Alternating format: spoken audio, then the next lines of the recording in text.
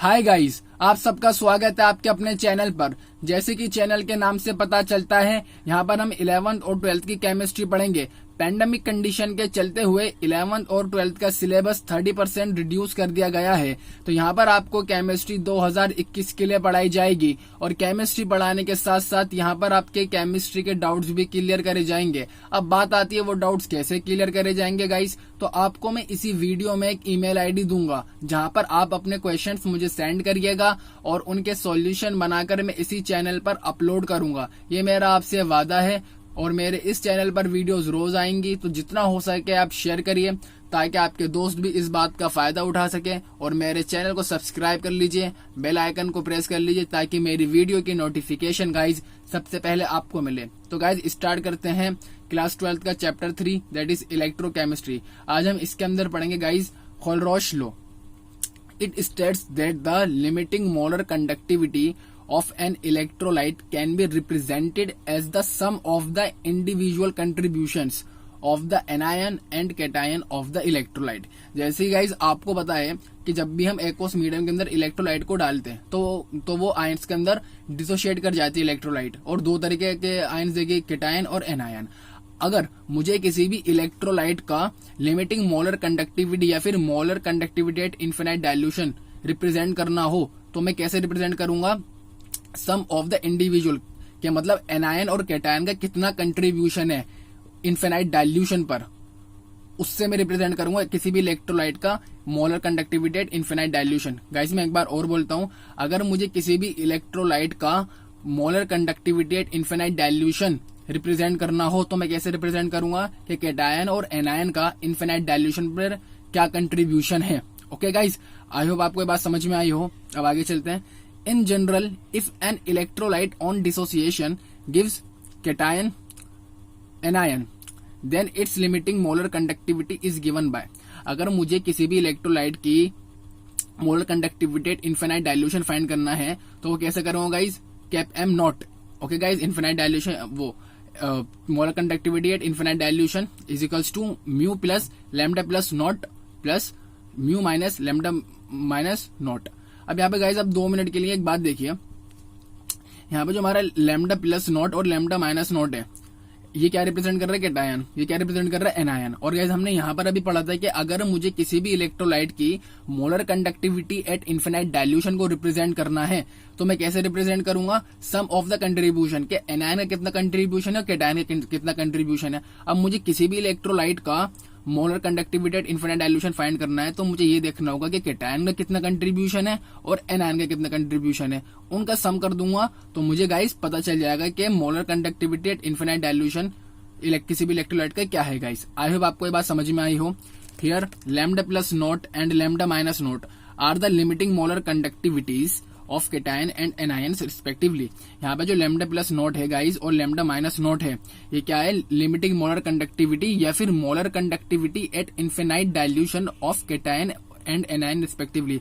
मतलब जो infinite dilution होगी उस पर कैटायन की मोलर कंडक्टिविटी क्या होगी? लैम्डा प्लस नॉट, और एनायन की मोलर कंडक्टिविटी क्या होगी गाइस? Lambda minus not. एक बार और बोल रहा हूं मैं, अगर मुझे लिमिटिंग मोलर कंडक्टिविटी बोलो बात है और molar conductivity at infinite dilution बोलो, दोनों का मतलब गाइस एक ही होता है। अगर molar conductivity at infinite dilution cation का है तो उसको लैम्डा प्लस नोट से रिप्रेजेंट करेंगे और एनायन का तो लैम्डा माइनस नोट से रिप्रेजेंट करेंगे।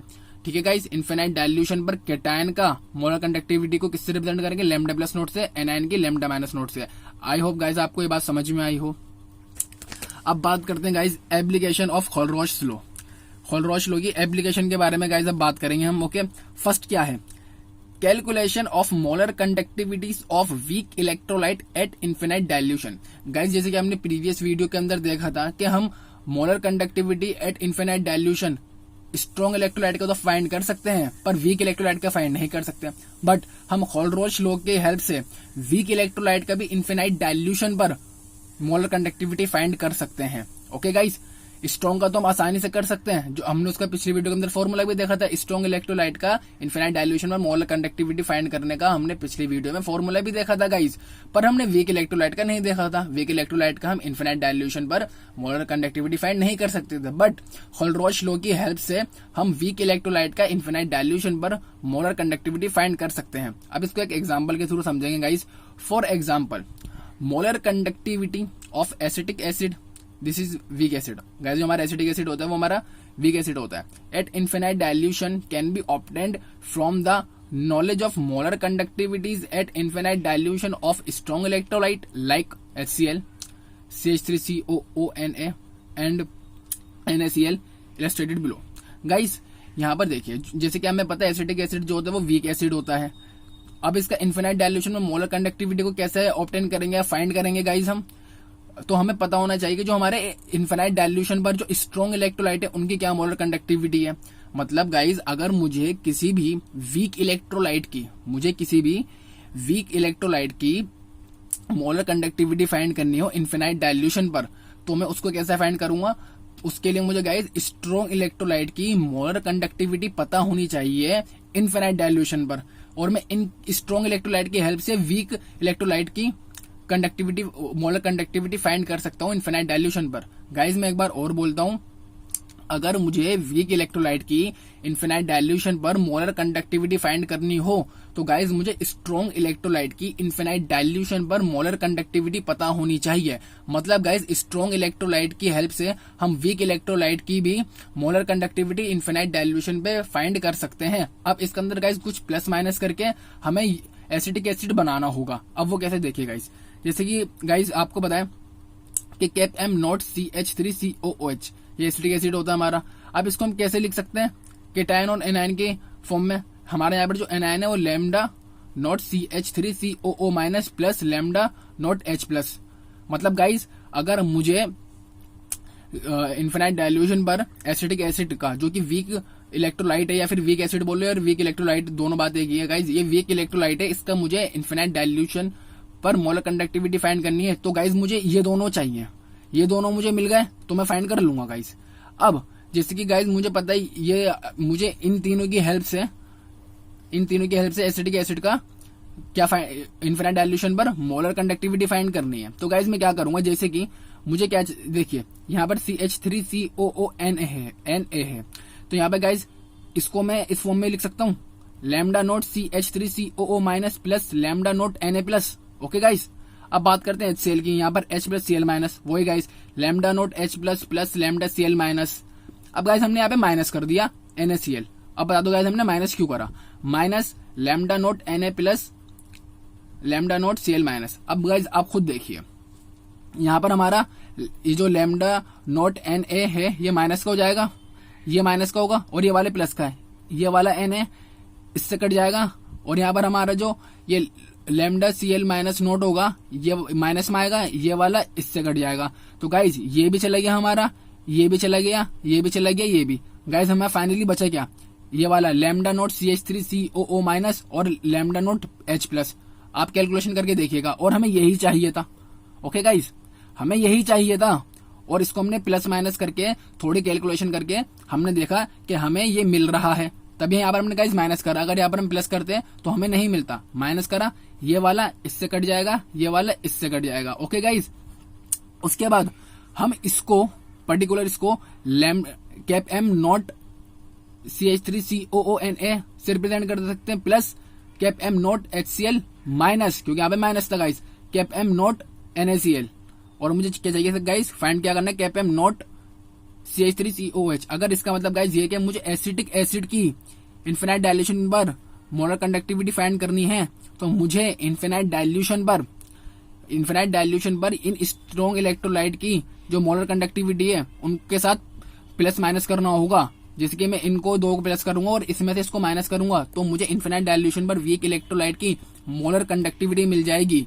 गाइज आई होप आपको ये बात समझ में आई हो कि अगर मुझे इनफिनाइट डाइल्यूशन पर किसी भी वीक इलेक्ट्रोलाइट की मोलर कंडक्टिविटी फाइंड करनी है, तो गाइज मुझे इनफिनाइट डाइल्यूशन पर स्ट्रॉन्ग इलेक्ट्रोलाइट की मोलर कंडक्टिविटी पता होनी चाहिए। और उन स्ट्रॉन्ग इलेक्ट्रोलाइट की मोलर कंडक्टिविटी पता होने की वजह से उनको मैं प्लस माइनस करके आराम से वीक इलेक्ट्रोलाइट के इन्फिनाइट डायल्यूशन पर मोलर कंडक्टिविटी फाइंड कर सकता हूँ। वो कैसे गाइस, इनकी जो मोलर स्ट्रॉन्ग इलेक्ट्रोलाइट की जो मोलर कंडक्टिविटी होगी इन्फिनाइट डायल्यूशन पर, उसको मैं प्लस माइनस करके कैसे भी अरेंज करके आराम से वीक इलेक्ट्रोलाइट के इन्फिनाइट डायल्यूशन पर मोलर कंडक्टिविटी में फाइंड कर सकता हूं।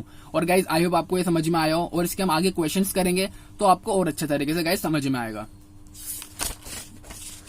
अब गाइस समझते second point, determination of degree of dissociation of weak electrolyte. अब गाइस खोलरोच लॉ की जो एप्लीकेशन है वो सेकंड ये कहती है कि हम डिग्री ऑफ डिसोसिएशन भी फाइंड कर सकते हैं वीक इलेक्ट्रोलाइट का।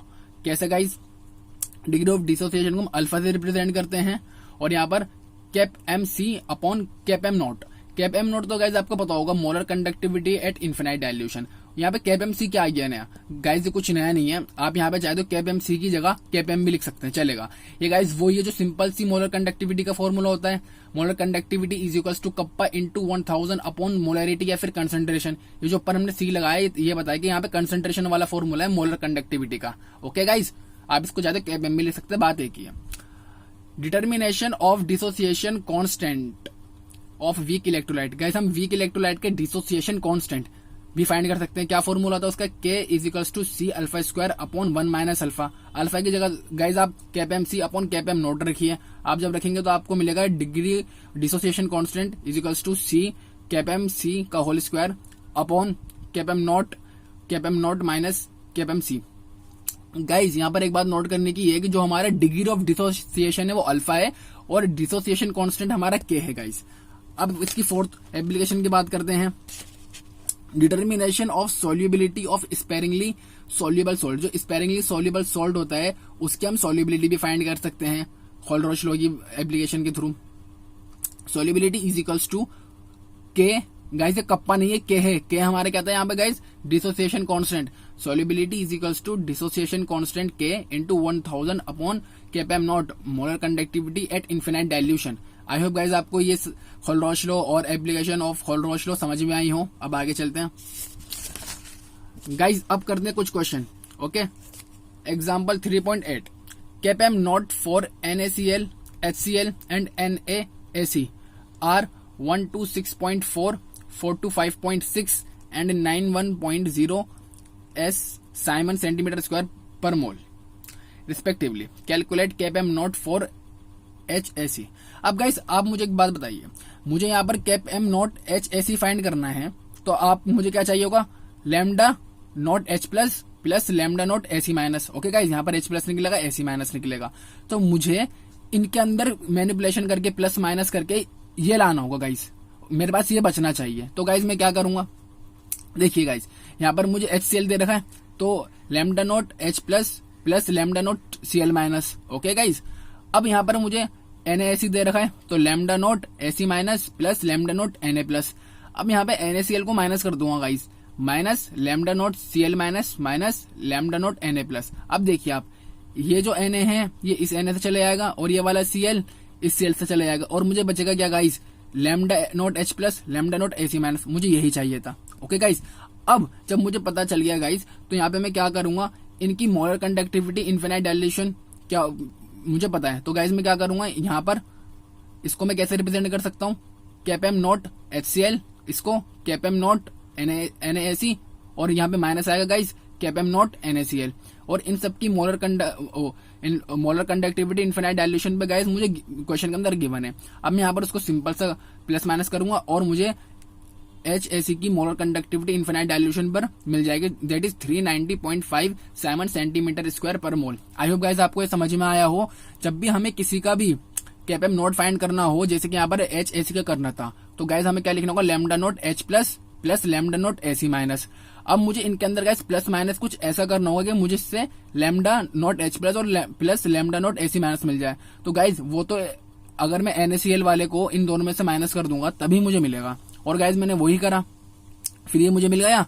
उसके बाद गाइस यहाँ पर इसको मैं ऐसे लिख सकता हूँ कैप एम नॉट HCl करके, इसको मैं ऐसे लिख सकता हूँ, इसको ऐसे, और यहाँ पे जब क्वेश्चन के अंदर हम इनकी वैल्यूज गिवन है आप उसको पुट कर दीजिए, आपका आंसर आ जाएगा गाइस। अब चलते हैं नेक्स्ट एग्जांपल की तरफ, that is 3.9, the conductivity of 0.00102 mole per litre acetic acid is 4.95 into 10⁻⁻⁵ siemens per centimetre. Calculate its dissociation constant if Kpm nought for acetic acid is 390.5 siemens centimetre square per mole. Guys मुझे यहाँ पे conductivity दे दी गई, ये हमारा guys क्या है concentration, क्योंकि मोल पर लीटर में तो ये कंसंट्रेशन है गाइस। एसिटिक एसिड की मुझे कंसंट्रेशन दे दी गई, कंडक्टिविटी दे दी गई, मतलब कप्पा दे दिया गया गाइस, और यहाँ तक कि इसका Kpm नोट भी दे दिया गया। बस मुझे कैलकुलेट क्या करना है गाइस, डिसोसिएशन कांस्टेंट। अब डिसोसिएशन कांस्टेंट का फॉर्मूला गाइस क्या होता है, K is to C alpha square upon 1 minus alpha. मतलब गाइस पहले मुझे अल्फा फाइंड करना होगा, और अल्फा का फॉर्मूला क्या होता है, Kpm C upon Kpm not. मेरे पास Kpm नॉट तो है बट Kpm C नहीं है। अब मैं Kpm C कैसे फाइंड करूंगा गाइस, Kpm C मैंने आपको बताया था, Kpm C का फॉर्मूला और Kpm का मतलब एक ही होता है। वो क्या होता है, Kpm is equals to kappa into 1000 upon molarity. Kappa मुझे दे रहा है कंडक्टिविटी 4.95 इंटू 10⁻⁻⁵ 1000 यहाँ पर आ जाएगा गाइस, और यहाँ पर मुझे मोलैरिटी या फिर कंसंट्रेशन दो एक ही बात है, वो भी दे रखी है। आप इसको सॉल्व करेंगे तो आपका 48.15 Simon per centimetre Simon centimetre square per मोल आ जाएगा, दैट इज सेंटीमीटर क्यूब हो गया, सॉरी सेंटीमीटर क्यूब। अब गाइस मुझे अल्फा फाइंड करना है तो Kpm अपॉन Kpm नॉट, इसको मैं Kpm भी लिख सकता हूँ गाइस। मैंने अभी निकाल लिया गाइस, ये Kpm मैंने अभी निकाला है, ओके। और गाइस यहाँ पर मुझे ये क्वेश्चन के अंदर Kpm नोट गिवन है, उसको मैं सॉल्व करूंगा तो आंसर मेरा आएगा 0.1233। ओके गाइस यहाँ पर ये सेंटीमीटर स्क्वायर है ना कि क्यूब, ओके। अब बात करते हैं, मुझे वो निकालना है डिसोसिएशन कांस्टेंट, वो होता है K is equal to C alpha square upon 1 minus alpha. अब गाइस मुझे यहाँ पर अल्फा भी मिल गया, कंसंट्रेशन मुझे गिवन है तो मैं क्या आराम से निकाल लूंगा। कंसंट्रेशन मुझे क्या है 0.00128 मोल per litre, okay guys. Alpha मैंने अभी निकाला है 0.1233। अब आप इसकी कैलकुलेशन करेंगे तो आपका क्या आएगा 1.78 into 10⁻⁻⁵ mole per litre, okay guys. I hope आपको सेकंड क्वेश्चन भी समझ में आया हो। अब चलते हैं आगे, ये गाइस इंटेक्स का क्वेश्चन है 3.9। The molar conductivity of 0.025 mole per litre methanoic acid is 46.1 siemens centimetre square per मोल। मतलब मुझे गाइस की मोलर कंडक्टिविटी दे दी गई है मिथेनोइक एसिड की, और कंसंट्रेशन भी दे दी गई है।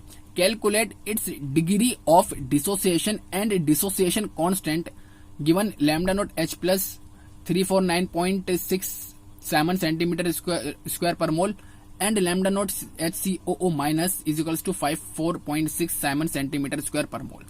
गाइज मुझे यहाँ पर डिग्री ऑफ डिसोसिएशन मतलब अल्फा फाइंड करना है, और डिसोसिएशन कांस्टेंट मतलब गाइज मुझे K फाइंड करना है। अब मुझे अल्फा कैसे फाइंड करना होगा, alpha is equals to Kpm upon Kpm not. Guys Kpm not तो मुझे मिल जाएगा, क्यों गाइज देखिए मुझे Kpm नॉट C यहाँ पर HCOOH, इसका मतलब lambda nought HCOO minus plus lambda nought H plus, मुझे इनकी वैल्यू क्वेश्चन के अंदर गिवन है। तो गाइस मुझे Kpm नॉट HCOOH मिल जाएगा, मैं इनको सिंपल से प्लस कर दूंगा तो आएगी 404.2 साइमन सेंटीमीटर स्क्वायर पर मोल। अब गाइस यहाँ पर आप देखिए कि मुझे मोलर कंडक्टिविटी भी दे रखी है, मतलब गाइस मोलर कंडक्टिविटी क्या होता है, Kpm होता है गाइस, ओके। मतलब और यहाँ पर एक बात नोट करिए गाइस, यहाँ पर मैं मोलर कंडक्टिविटी बोला है सिर्फ, तो मतलब Kpm है। अगर यहाँ पे molar conductivity at infinite dilution बोला होता तो हमारा Kpm नॉट होता। इसका मतलब क्या है, ये गाइस हमें यहाँ पे सिर्फ मोलर कंडक्टिविटी आया, तो इसका मतलब गाइस ये क्या है Kpm, ओके। तो alpha is equals to Kpm upon Kpm not. Kpm हमें क्वेश्चन के अंदर गिवन है, that is 46.1 siemens centimetre square per mole. आप इसके अंदर वैल्यूज रखेंगे तो आपका आंसर आएगा गाइस 0.115, ओके गाइस। और जैसे कि अब मुझे डिसोसिएशन कांस्टेंट फाइंड करना है, ओके। तो वो कैसे फाइंड करेंगे, K is equals to C alpha square upon 1 minus alpha. Concentration भी क्वेश्चन के अंदर गिवन है गाइस, दैट इज 0.025 इंटू 0.115 का होल स्क्वायर अपॉन 1 माइनस 0.115। अब आप इसकी कैलकुलेशन करेंगे तो आपका फाइनल आंसर गाइस आएगा 0.0046 मोल पर लीटर, ओके गाइस। इस वीडियो में इतना ही। और गाइस जैसे कि मैंने आपसे कहा था कि मैं आपको इस वीडियो में एक ईमेल आईडी दूंगा जहां पर आप अपने क्वेश्चंस मुझे सेंड करिएगा और उनके सॉल्यूशन बनाकर मैं इसी चैनल पर अपलोड करूंगा गाइज। वो ईमेल आईडी है khanclasses7@gmail.com, ओके गाइज। सब स्मॉल में लिखा हुआ है, कोई भी गैप नहीं है। और आपके जो भी डाउट्स है आप मुझसे कमेंट करके ही पूछ सकते हैं, और आप मुझे क्वेश्चन अपने सेंड भी कर सकते हैं और उनका सॉल्यूशन बनाकर मैं इसी चैनल पर अपलोड करूंगा गाइज, ये मेरा वादा है। इस वीडियो में इतना ही, अब मिलते हैं नेक्स्ट वीडियो में, तब तक के लिए गाइज बाय।